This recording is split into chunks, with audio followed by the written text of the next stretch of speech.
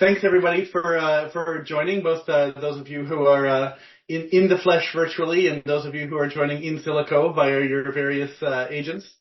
I'm Daniel. I'm going to be helping out a little bit with some of our article reviews, and it's great to see you all. It looks like this is going to be a really interesting one. I'm curious what's going to be made of it. I know we have several of you who have been working on language projects, so it'll be neat to hear your insights. Maybe let's just start by doing a quick introduction. So again, the agenda, we'll do a quick introduction. We'll talk a little bit about what the paper is. There's an introduction that the community agent has created that we'll give. And then we'll dive into sort of Q&A and open discussion. So there's a few seed questions that are coming from the research agent, but those get trumped anytime one of you has something that you want to sort of dive into and talk about in more detail. Then we'll talk a little bit about what the next theme is that we might want to explore and toss towards the research agent for it to suggest some papers around. And then people who want to hang out afterwards can. So yeah, why don't we kick off the introductions? So again, I'm Daniel Lindenberger, joining you all from Langley, BC. Although 3 days ago I was in Blowing Rock, North Carolina, so it's been a long drive. And I'm one of the members here at PolyAgent and also a director at Thamazo. My expectation from the call is to get some insights around how some of these techniques might be useful in low corpus language translation, and to get some insights from those of you who've been engaging in it. I'll throw things over to you, Jack, if you're there. Or I know you also are walking and have the baby there. So, Anton, I'll throw things over to you for your intro. Yeah. Hi, everyone. My name is Anton. I'm responsible for computer resources at PolyAgent. So if you do any experiments, you're probably already dealing with me. I'm actually excited by today's topic, because it's related to, as Daniel mentioned, to underrepresented languages, and the paper discusses some of the techniques, how to do it without actually do training with that.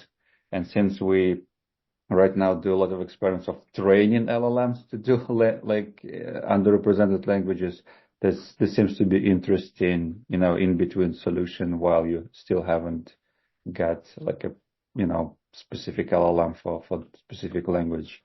And you can use all of those fuchsia techniques with mistake prompting, etc. So it'll be interesting discussion. Awesome. I'll jump in.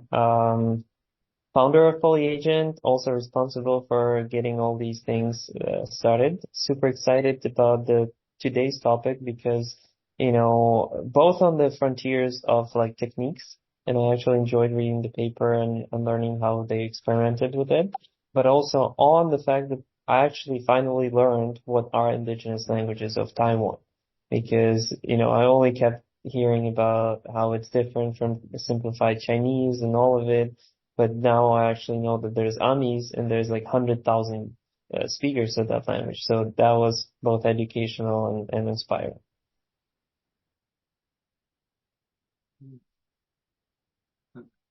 Jack, Ellen, Ellebeck, any of you feel free to jump in.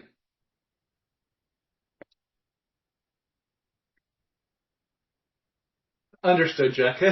You get a baby pass anytime you need it.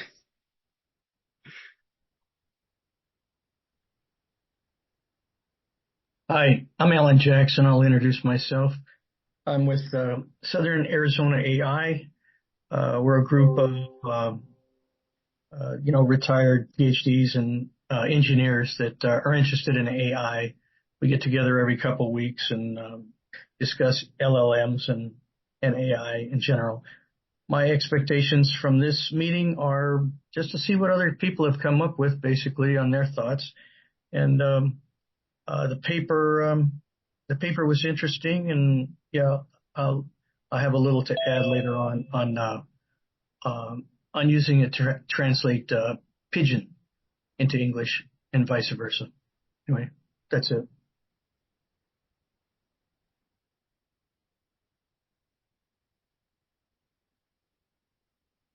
No, great. Fadi, welcome. We're just doing introductions right now. So if you want to say anything about who you are, where you're from, and anything, feel free. Okay. Yeah, I was planning on staying silent today, but sure, I'll introduce myself. So I'm Fadi Zarayat. I'm from Lebanon. I'm working on Arabic natural language processing, trying to build and fine-tune large language models for Arabic tasks, and with the concerns about cultural awareness and also for some task-specific applications. Currently in Doha, Qatar, at the Arab Center for Research and Policy Studies. Thank you. Thanks so much. And Arthur, if you want to give a little intro to Jack, he was hoping you could. Awesome. Yeah, so Jack, awesome dude that we met when we wanted to start the project of supporting indigenous languages through AI, and ended up collaborating on the Navajo direction. And yeah, that's his background. The baby is temporarily quiet, so I can add to that. Yeah, with Arthur and Anton, we helped out a little bit on their Ukrainian LLM project, which was, aside from being a very cool project related to, Ukraine and, things related to the war and stuff, was also like an amazing intro project for just training LLMs on, obviously Ukrainian is not a small language, but, on non-English languages. And, so I'm working on fellowship. I got a fellowship to work on Navajo. Navajo has like very low resources. And so that's why I'm extremely interested in this conversation and this paper.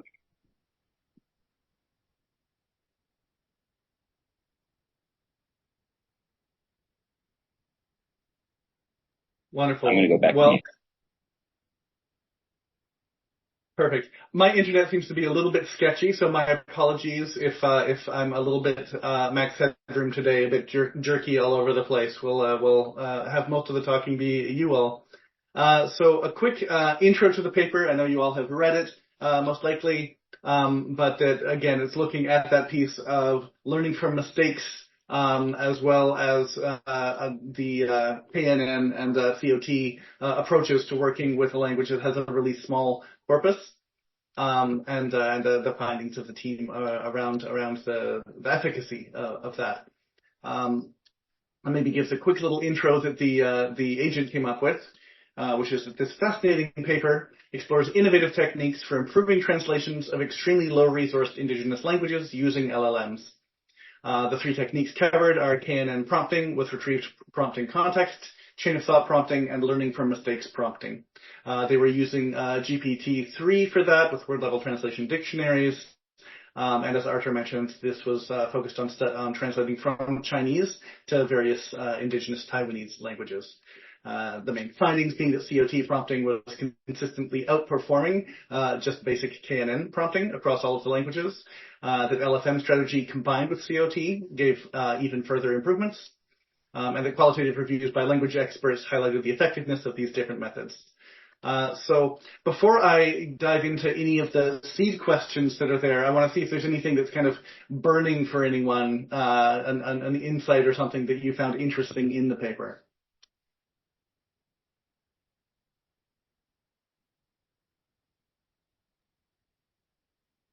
For me, the most interesting thing was both interesting and a critique, that they used the chain of thought type of prompting, but I haven't actually seen the chain of thought there, because to me it looked like just multi-shot type of examples for the the next iteration of improvement of the translation. But that was interesting because it definitely it made me think about the actual chain of thought and how that would look like in this context. What was also interesting is the fact that they've utilized the technique of both finding the most relevant similar translations and the pairs of word-to-word translations, which I think gives more breadth to the actual translation test, because depending on the context, the word can mean different things.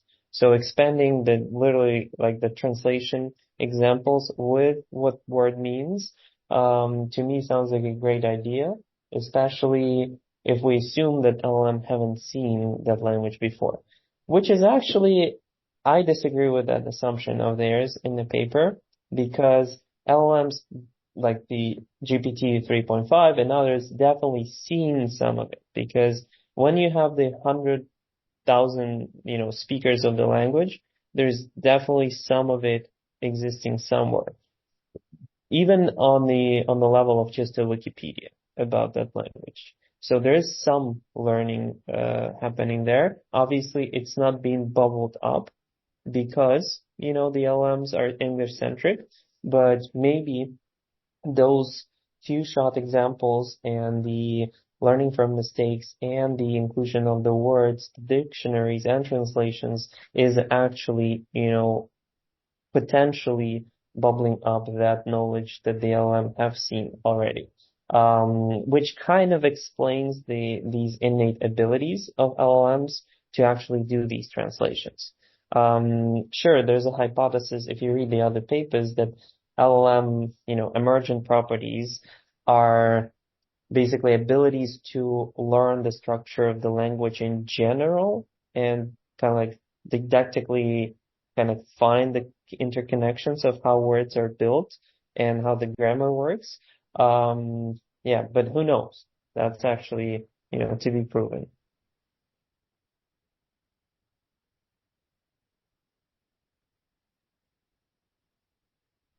Yeah, I have to agree with Arthur there that, in a lot of these indigenous languages, there is something in the corpus that the LLM has been trained on that's used as a resource. I'll bring up Pidgin again, like Bismillah, I think, which is used in Vanuatu. I was sure that a GPT 4.0 would not be able to translate back and forth into Bismillah, but when I tried it, it did a perfect job, and I was stunned. So yeah, I agree with you as far as some background in the corpus is there for the foundations of some of these infrequently used languages. That's it. Back at you. I got a question for you if you got a second. What is the corpus of Bismillah? Yeah. How big is the corpus of Bismillah? Like if you were to, do a training, wanting to train an LLM or something.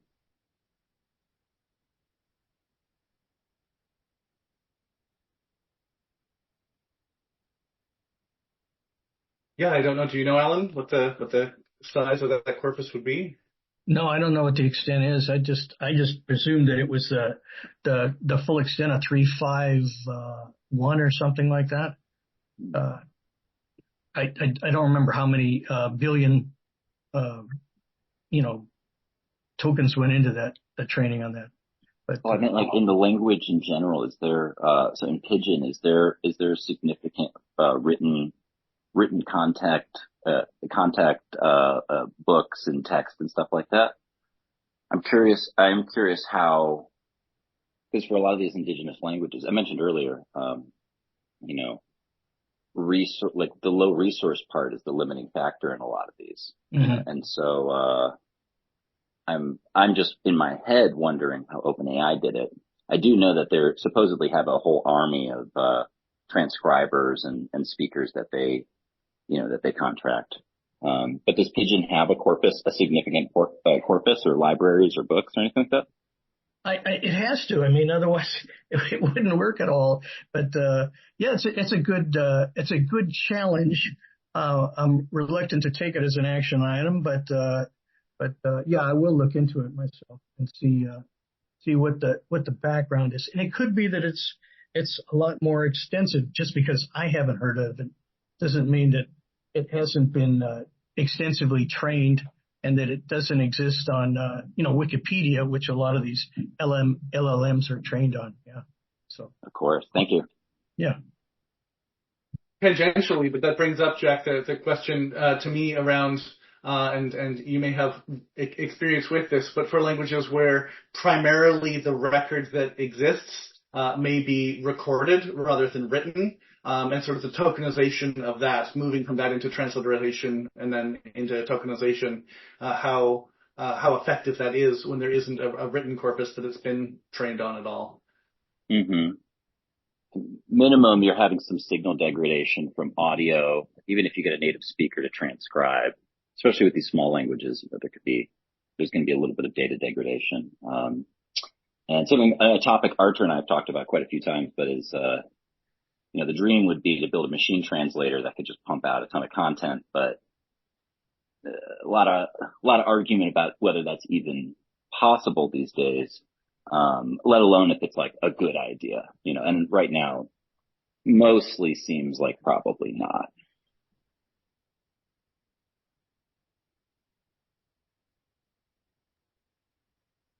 Actually, on the topic of not so good like data for the context, I think in this paper you can extend this framework because they already utilize. I think like this to first point to Arthur's question, like where is the chain of thought, right, in the paper?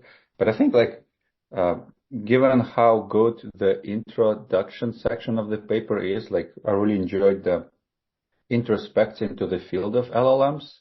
So it definitely gave me an impression that authors were like in this space, like actually in this space, like not a technical paper, but actually from the point of they care about the problem and they know what's up.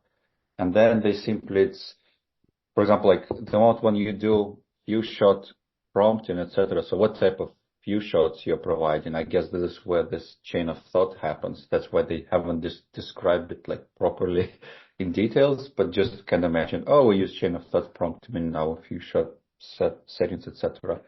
But like to the next point, since in the paper they propose to utilize LLM reasoning, right? It's kind of like the idea is LLM never saw a language, but you provide dictionary of pairwise, like, essentially a dictionary of like English to something. And then like LLM figure out the translation. The same way we could like extend it to so essentially assumption is, what if your dictionary is bad, right? Or what if your pairs that you created audio transcribing into like English subtitles, right? It's not ideal. You could still probably utilize more sophisticated LLMs down the line that will like autocorrect. So what is interesting part from this paper then specifically is this context, like how you provide the context via this KNN type of mechanisms of supplying these examples. And then I think there was also mentioning of like bad examples of translation, right? So what is bad translation is a detected mistake in your vocabulary or those examples. Initially, they are not labeled. So it'll be interesting. Like there is definitely a path forward to expand all of this in terms of just the mechanism, and it's all like, to me seems to like basic components, context extraction, then like self-healing of the context, then you do like this chain of thought, but for translation. So you just layer on top of it. It'll be a disaster to debug at some point, but we're getting there. Yeah, just my few thoughts. By the way, you bring up a good point about those revisions and learning from mistakes. The last part that they claim to have produced the final bump into the quality of the translations, I actually haven't found in the paper what the data set is. They kind of say that this is a result of phase 1, but it's not clear because who is there judging the quality? Is that the expert that is labeling the mistakes? Not clear, because again, like if you add that as a final layer, you have to make sure that final layer is actually as accurate as possible. Well, they have a section about like expert working on it, but I haven't connected in my head how it's like this pieces out together. Because it's not connected. Yeah. So that's kind of like the critique of the paper that I have, because the 3.3 section, learning from mistakes, has the phase 1, phase 2, right? And they don't talk about anything regarding the expert in that section. and only on the evaluation, they have automatic, and then the next one, qualitative review by language expert. So they talk about the overall evaluation. Like expert demonstrates preference for translations produced by the LFM method. Cool. But what goes into the LFM method? That is not clear. Yeah. Well, and it's interesting, even just looking at table 3, that, for some of it seems, and it's hard to know, especially when there's such a limited corpus they're working with. Some of them show a reasonable bump. Some of them even show a decline with the LFM. It looked like 1 or 2 showed kind of a decline with that sort of stage. And it's hard to know how much of that is the nature of the language, the nature of the methodology, or the nature of what the coverage in the corpus was. And it's interesting in thinking about the approach to it. What instantly pops to mind for me is it would be interesting to find some way to have a sort of a limited crowdsourced discursive way of doing that, so that you have native speakers who are able to try to course correct what's coming out of it, and do that in a collective intelligence way. So you have people who are subject matter experts, but if you aren't in a situation where you have that, how to aggregate the information coming in that may be conflicting from different people who are simply speakers of a given language.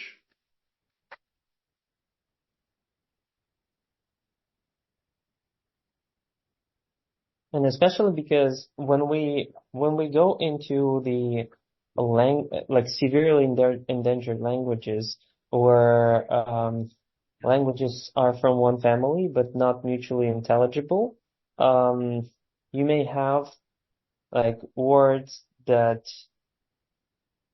kind of like mean the same thing as words, but then the actual translations may be different. So yeah, like it gets really funny when it comes to the learning from mistakes. I think it's a cool technique, but I don't think it will actually work in production at scale, just because you either have to have a very large data set that is verified by the expert that, is dedicated to that specific language or a dialect, or you will basically pollute this whole translation. I don't know, that's my hunch, because like if we assume that it's possible to get a really large LFM data set, that means that we've already dedicated immense amount of resources towards it, which is not the case with severely endangered languages. So it's almost like how do you say, like a moot point, in this kind of like direction. At least to me, it feels like that.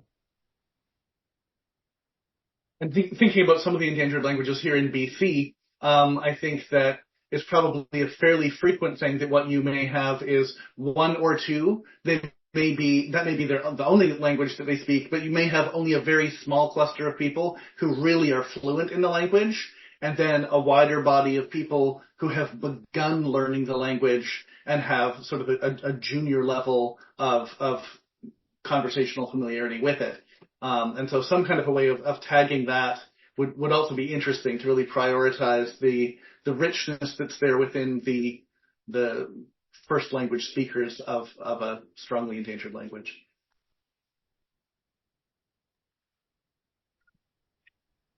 I had some experience with that recently. It's the California indigenous languages are pretty much the same, where there's like a lot of languages with 20 or fewer speakers. And at this point, a lot of them are down to, I think it's L2 speakers, like people whose parents spoke natively and they speak it pretty well. But, weren't like, it wasn't their first language. And so for things like this, it really complicates what kind of data you're looking for, or like what you're trying to, is the goal to use old textbooks to recreate, and this is some things they were talking about, so like, is this, use old textbooks or whatever and try and recreate the original language. Navajo at this point is about 20 to 30% Spanish, because there's just been so much intermarriage between, people from Mexico and like the Navajo reservation. So like Navajo from the Code Talker days was all Navajo. Now it's 30%, 20% Spanish, a lot of English words thrown in there. And, in terms of goal setting, it actually can make it complicated. Like, what version of this are we trying to build? Or are we just trying to build a version that is somewhere in the middle or whatnot, And I don't have answers to this, but this was just, things that came up, especially just given how small, like really how small these languages are. And I'm sure it's the same in DC where a lot of them probably don't have much written data, maybe a Bible, maybe some tax records or something, but, nothing, no libraries of books or anything like that. I'm curious. Yeah, One of I the wanted to questions. say, Go ahead. yeah, Daniel, go ahead. No, I mean, I don't want to break your chain of thought. No. I'd love to hear what you were going to say, Fadi. Okay, so what really got me interested in this paper is that they reported that the chain of thought and the learning from mistakes pretty much got similar results, at least with the blue one. So this is a little bit weird because with the chain of thought, you're providing positive examples, positive samples, and in 2-3 steps. And in the learning from mistakes, you're providing negative examples, like you're putting boundaries that the model should avoid hitting. So one of them is somehow a convex, like taking the function into a convex, which should be basically interesting to look at. Can the LLM actually do this, understand this, and reverse it, like from just the embeddings of the negative examples? How does that really help? It's not a claim. I mean, these are vectors, which we have no idea how these negative examples are actually translated as negations. Avoid them, like not really clear. Because at the end you have like a beam search, or I'm not sure how they actually went with the prompting also. While with the chain of thought, you're actually just like using the typical biasing or boosting the model to go towards a maximum or a minimum that you are interested in. So it's weird that these two will lead to the same thing, and I'm curious why didn't they try to put them together? Like, what happens if you try to use boundaries and positive examples? Would this contradict? Would this like do something different? I'm curious to try it out, but frankly, I'm finding it difficult to try to trust the results. But I'm curious to try this out with some examples.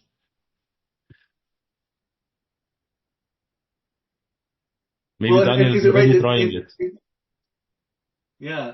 Is it right that for what they were doing in phase 1, they were doing the COT, but then in phase 2, they were taking the data from phase 1 and then trying to apply LFM to it? I thought that they had that had been part of it, that they were aiming for that complementarity, but that may have been a misread on my part. So in phase 1, they took the COT and they judged it by an LLM to say what is false, and they took those ones in the LFM.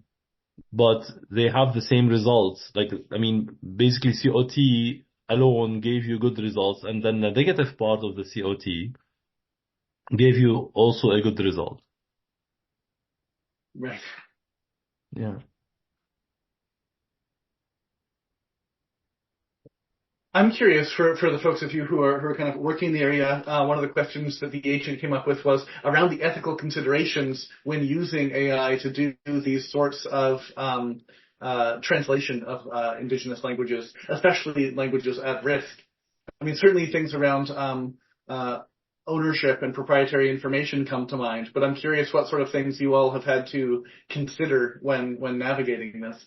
The thing that I'm really, interested in is the fact that when big companies try to do this, for example, Google rolled out the Crimean Tatar translation capabilities in Google Translate without obviously including any Crimean Tatars in evaluations. So when they released it, it's basically some words are not Crimean Tatar words. So, the community started posting on LinkedIn and other places complaining about it. And that's kind of like the biggest ethical concern when you create a system and you claim that, hey, LLM never seen those, words, but it can translate them. and you never properly test it at scale with native speakers, you basically invent a new language that no one actually speaks, and you further destroy the language and culture. So that's my main concern.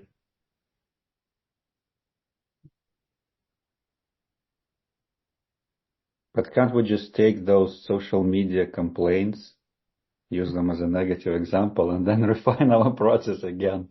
Speaking as a tech bro from Silicon Valley. Right. Yeah. I wish, that many people actually cared, right? I mean, that's a good example of one-offs, but, testing LLMs for those kinds of, use cases in other languages is actually so intricate. It's so hard to spot where LLMs are failing, which means, unless there is a person that is hired to do this full time and is actually doing it, I mean, I can't see just, the initiative surviving on basically someone complaining because, yeah, sure, someone is wrong on the internet is a good kind of like a method to spot where you're wrong, but it requires a lot of crazy, passionate people, about it, which sometimes happens, but sometimes not. Yeah, this is actually like very good point that this type of things, I'm talking about like this constructive feedback online and stuff, it always comes from like too much passion type of people, right? So they'll be like sometimes, so it won't be a really good training data set because it won't become a, hey guys, this is the wrong, you did it this way, here is the right, correct one, right? It will be always like loaded with more stuff. And again, will come from very small population of like overall. That's why I guess like this is the whole approach of crowdsourcing something just like online will never work. So yeah. Artur, you bring up an interesting thought, which is that for languages like Arabic doesn't have like dozens of dialects and almost like, countries are very different, but there's like one standard Arabic, right? That's sort of like nobody speaks it, but it's like the newscasters speak it. Kind of interesting that AI might be kind of that new sort of like median version of a language that, has an accent that maybe nobody speaks, but everybody can understand or something like that. You're talking about the Esperanto of AI world? I think that, I mean, if that happens, I think we're gonna end up in a very dark world where we're basically forced by our AI lords to learn a language that no one speaks just to speak with AI, right? Or, I mean, we all did learn programming languages, right? Right, C++, they're Java. already teaching us, to speak with machines. and maybe the danger is less on that enforcement side than it's the equivalent of eating cheese whiz and forgetting what cheese tastes like. And it's interesting. Fake American cheese, obviously, and fake American bread. The example that they gave in the limitations in the paper, where they were talking about the word "we" and about the fact that you can have those multiple different ways of translating "we," that they were unsure what are the nuances there. Are these in fact synonyms or aren't they?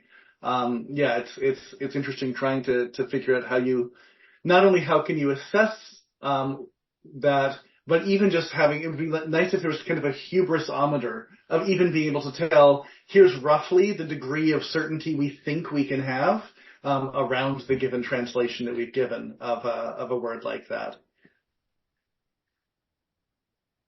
Daniel, I did want to give you a couple of like quick stories from my experience with the indigenous languages out here, which is probably similar to some stuff you've seen, but it can be a pretty sensitive topic.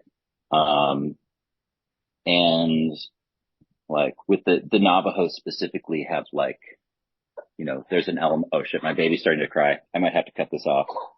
Long story short, it's very complicated because they want their language to survive, but they're very touchy about who gets to use it. and that's like a bad combination for language survival. But I'm going to cut out. It's a critical point, though. That yeah, when you've got very strong competing pressures there that make it challenging to do adequate capture. Yeah.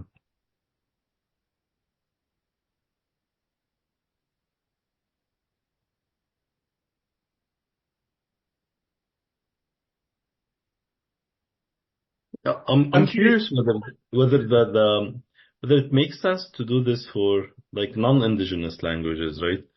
And see how would that work?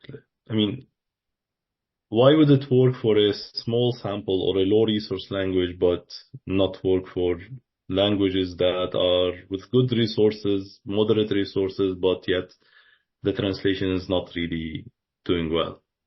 Right. I actually agree with you. Like trying it for Georgian or like Armenian languages. Yeah, with smaller models. We can try that. I'm curious to try at least like what I couldn't figure out, like this KNN prompting. Like, what are these nearest neighbors? How did they pick them? Like embedding neighborhoods? Couldn't figure that out from the paper. Maybe. So they did basically, from my understanding, the Chinese bird. So they found phrases in Chinese based on the similarity of the basically semantic similarity vector search. Okay. Which also has limitations, you know. So Chinese, but how do they find the other side similarity? Because it's low resource, you cannot have embeddings there. Right. So they're not doing the similarity of the translation. Because the initial input is in Chinese, trying to find the most similar, you know, pairs by Chinese. Cool. Okay. I'll read more carefully then. Yeah, so you sort of try to find the closest thing that has a translation without knowing what the translation of the new one would be. That makes sense. Is this process actually resembles how like regular human will do the task, right? You will kind of like, hey, I'm seeing the text. I don't know what it means. I know the letters, and I have a dictionary book, so I'm searching for close by. This is, you know, like not necessarily exactly the word, but maybe close by. Write down a couple of examples. So essentially create this context, and then kind of trying to figure out. At least like this is what I imagine, like people who work with languages and essentially what the same process what they do with when they see, I don't know, like some ancient like scripture on the wall in a cave somewhere. You're just trying to figure out and then do frequency analysis and stuff later on. I know there is some a lot of body of science regarding this. I wonder at some point LLMs will have chain of thought like sophisticated enough to actually do this type of thing that, you know, it's essentially a group of PhDs who are into this, but now simulated by, you know, mixture of LLMs that just trying to translate you like specific phrase on your iPhone as you like travel. They can interpret Phoenician and hieroglyphic, right? Yeah. So kind of like, well, it would be it's actually a good point because, I mean, the way that we've deciphered like ancient, like Akkadian, for example, from Babylonian times, is basically us just like making up, you know, what we think it actually said, right? So maybe LLMs will come to the stage of kind of hallucinating in the right way of deciphering these languages. But that's also, I think it's different than trying to preserve a culture, because that still exists, right? There is no Akkadian culture anymore or Babylonian culture. So the only thing we can do is just decipher the language, you know, from the. There is no one to prove you wrong. Yeah, exactly. Yeah. I mean, it makes me think of kind of the multi-agent approach, and you know, when hieroglyphics were originally being translated, and they just said, you know, here's the script, each of you go off into a different room, and we'll see how well what matches, what comes back, to see if you've actually translated it or just making stuff up.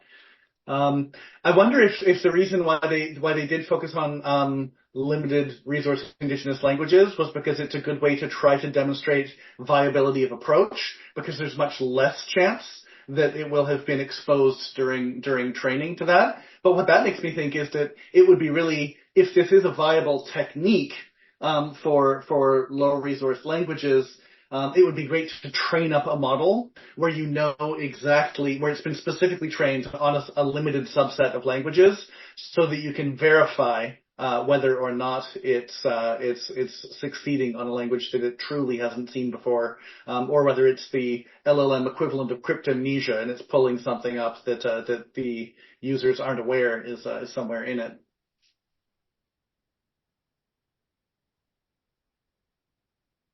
Yeah. I mean, with languages that are ancient, you have some clues, some hints, like, because you know some of the history, you have some, let's say, graphic characters, like this is a bird, this is a man, this is a woman, this is a sun, for example, like with hieroglyphic. And you know, like they are in a temple, so the context is there to help you. And also, again, there is no one to prove you wrong, so it's not a hallucination. It's more of I don't know. Finding the actual writing is by itself a good thing. But here, as like, how do you establish, as Arthur said, how do you establish some kind of a continuous check where you not only like have a good evaluation of the quality at the beginning, but somehow you can keep reporting that. Is it becoming better? Is it does it make more sense? Like one thing, like, so it's a shame Connor left, but like for Arabic, one thing that we see diverging is that actually, like TV accents, you know, the accents, like the Arabic dialects or the Arabic accents that are used in the most prominent TV series end up becoming the dominant dialects, not necessarily the modern standard Arabic, but people tend to speak the TV language. And instead of having like thousands and tens of thousands of dialects, now you have maybe hundreds or a couple of hundreds. And with time, with more and more conversions into these dialects, into these, let's say, TV series, because they want to sell more, they will pick the dialects that are dominant, and that actually becomes the Arabic dialect that is spoken with time. So I can see that this is gonna happen with LLMs, not only the language, but also the culture, which is like the value system, which is probably the most dangerous thing to have. Like, use any language you want, but keep a mind open for people trying to value things differently. Like something you like is something that I don't like. But with LLMs dominating culture and education, like I have kids, they are in school, they use ChatGPT, Claude, and sometimes the school allows it, sometimes they don't, but still they use it.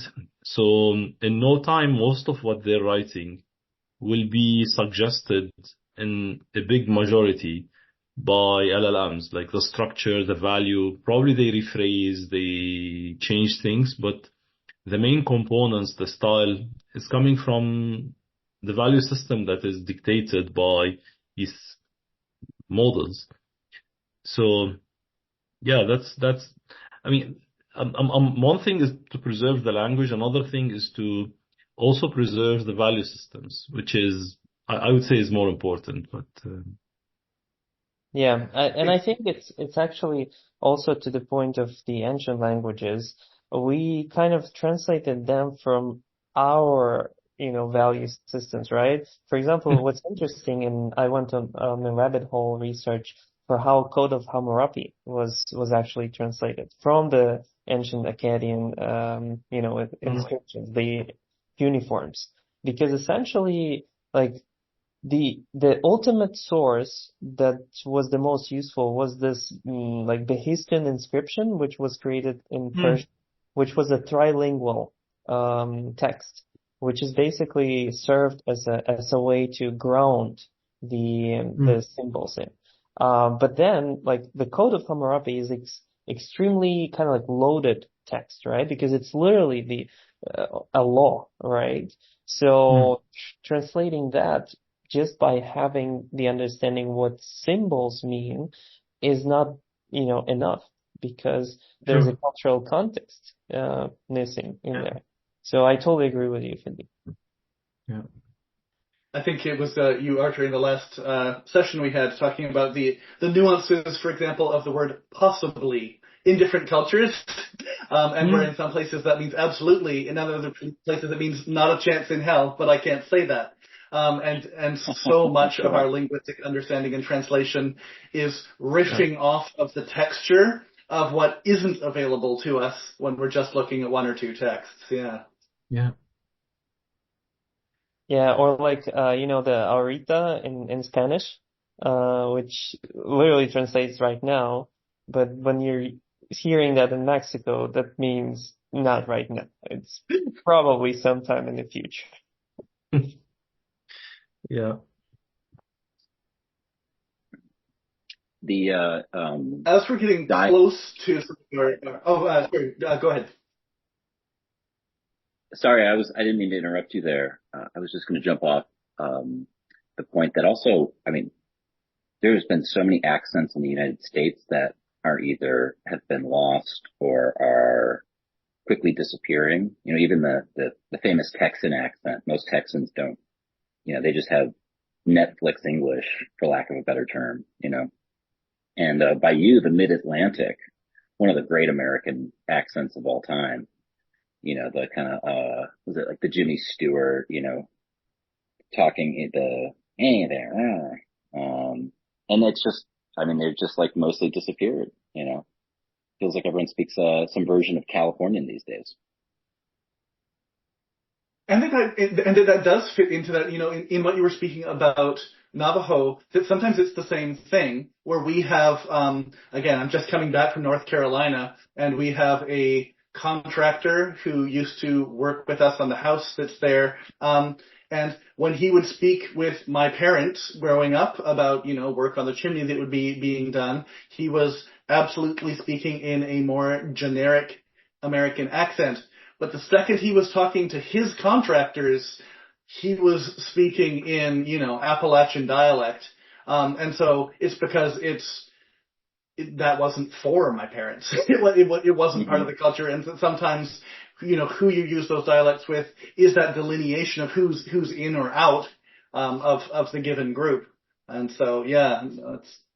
Well, and I would jump off there and say, that's not necessarily intentional. Like, our brains are magical machines that can actually do this. I had a roommate that didn't realize he was switching into a British accent because his parents were British. He grew up in like Orange County or something. It's a million years ago. And when he's on the phone, like after a minute or two, he's just like speaking with a British accent, you know? So it's, you know, again, we have these like magical adaptive linguistic powers, but they're also putting more pressure on, you know, because if you're, you know, you might live in the deep South or in, you know, the Scots-Irish Appalachian Mountains in, you know, Missouri or whatever. Yeah. But if all you do is just binge, you know, Jane the Virgin all day, you're going to start to talk like that just from listening to it. You know, or we naturally kind of start, you know, talking like the things we listen to. Actually, I have a story here. Like, I'm Lebanese, my wife is Iraqi, and we speak most like similar to Lebanese. When I speak to my wife, it's more like a diluted Arabic. So we speak something nearer to the Lebanese. When my kids speak to me, they speak Lebanese. When they speak to their mother, they speak Iraqi. Even if we're in the same room, the same conversation. Even when their mother is speaking, she speaks Lebanese with me because she's talking to me. They speak Iraqi to her, which is like funny. So this code switching is I mean, there is a reason why they called it the mother tongue, right? So I don't know. Exactly. Yeah. Yeah. It's fascinating, and it adds a lot of messiness to our jobs here, because if every language you could point to one version and say, this is the only version of Arabic to make an LLM for, then at least like your job is clarified. But language is messy, and part of the reason it's great though, and part of the reason these challenges are so difficult with indigenous languages is potentially there's opportunity here because, you can't just go find a Facebook group in, Talabal and pull all the data and train an LLM. We're butting against the limits of where the technology data, ratio just becomes like too absurd to realistically build some things. But I think that's also why I think answering these questions with these low resource indigenous languages is going to make all kinds of awesome strides for like LLMs out, doing, agent stuff for healthcare or whatever. If you can if you can drastically reduce the amount of data needed to train, whatever it is, because you're forced to, because it's an indigenous language, all that learning applies elsewhere. And all of a sudden everyone's like saving money, saving GPU, all kinds of stuff. So I do think even in the AI world, I think especially Arthur and Anton, like I know you guys are like really pushing the limits on like, the research side. And so, I think that these, I don't think this is just hobbyist stuff. I think that we're going to find some really, really interesting things as a result of trying to tackle these like indigenous language, LLM and AI problems. Great paragraph to wrap up our discussion. Thank you, Jeff. Yeah, sorry to go on a rant there, but No, that was lovely. And welcome, Randall. Thanks for joining. We're just, before we close things out, I'd love to hear from people what your thoughts are for a theme that we might want to feed to the recommender agent for our next batch of papers to select from. So if there's a topic or a theme you're particularly interested in us exploring, throw it out there.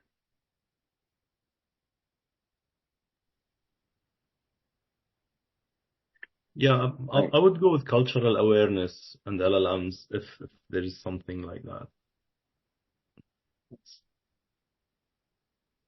Yeah, I would actually go into, alignment and the personas, like the paper that we had previously on like this Van Gogh persona and how to create the like individuality of the LLM, which fits into the cultural alignment. I think something there, especially as we enter this new world of agents, that's going to be super crucial. Yeah.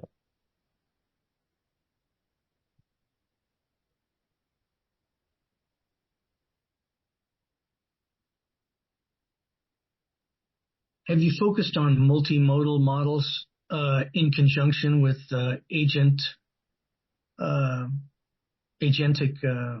actions in your past discussions? We haven't, but I agree that's an interesting topic because, how do you make sure that the model sees the world as Ukrainian or as Navajo or as, Iraqi? That's a very interesting question. Yeah, see that the fact that you could, in theory, go from a straight verbal input into the LLM using the multimodal point, and then couple that with agentic activity. It opens a lot of things it brings a lot of things to mind, like could you identify the evolution of language using an agentic multimodal model? Could you use it it'd be interesting to see it translate hieroglyphics, using multimode. Yeah, there's all kinds of things that you could that come to mind. Anyway, let me step off on that.